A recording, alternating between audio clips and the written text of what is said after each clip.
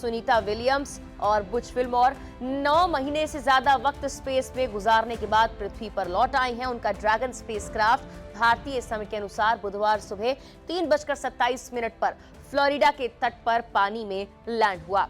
Astronaut के dragon spacecraft में सवार होने और स्पेसक्राफ्ट का हैच यानी दरवाजा बंद होने के बाद उनको स्पेस स्टेशन से पृथ्वी पर लौटने में करीब 17 घंटे लगे। इसके बाद बोट लेकर मौजूद टीम ने हैच खोलते हुए सभी को निकाला और जरूरी मेडिकल जांच की।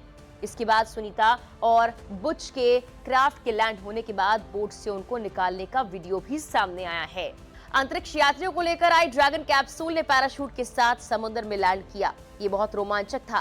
कैप्सूल के समुद्र में उतरने के करीब 10 मिनट तक सिक्योरिटी चेक चलता रहा। कैप्सूल को कुछ वक्त के बाद खोला जाता है। अंदर और बाहर के तापमान को एक लेवल पर आने के लिए ये जरूरी होता है। कैप्सूल के समंदर में उतरने के बाद भी उसके तापमान के सामान्य होने का इंतजार किया जाता है। ऐसे में कैप्सूल के उतरने के कुछ मिनट तक बोट उसके इर्द गिर्द रही और फिर करीब जाकर सामान को और उसके बाद यात्रियों को निकाला गया।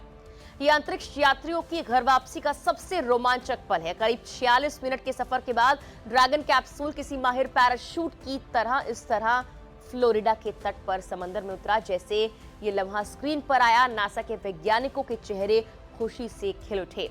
इस पूरे अभियान की लाइव स्ट्रीमिंग हो रही थी, कमेंट्री हो रही थी। अमेरिका तो झूम ही रहा था, पटाखे भारत में भी जल रहे थे। भारत में भले ही सुबह 3 बजे का वक्त था, लेकिन लोग टीवी पर टकटकी लगाकर बैठे थे और इंतजार था सुनीता विलियम के बाहर आने का।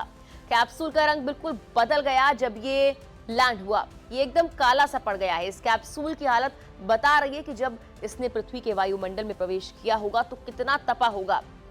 इसी की वजह से कैप्सूल के अंदर का तापमान भी काफी बढ़ जाता है। एक ये भी वजह होती है कि लैंड करने के बाद कैप्सूल को तुरंत नहीं खोला जाता है।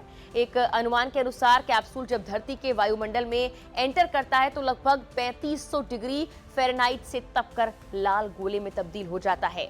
धरती पर उतरते हुए ड्रैगन कैप्सूल कुछ इस तरह से नजर आ रहा था।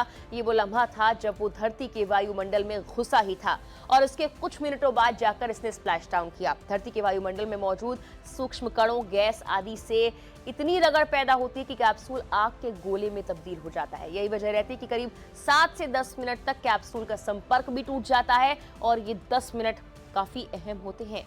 बता दें कि सुनीता विलियम्स और बुच विल्मोर बीते साल जून में नासा के क्रू फ्लाइट टेस्ट मिशन पर गए थे। ये मिशन बोइंग के स्टारलाइनर स्पेसक्राफ्ट के एस्ट्रोनॉट्स को स्पेस स्टेशन तक ले जाकर वापस लाने की क्षमता को टेस्ट करने के लिए था।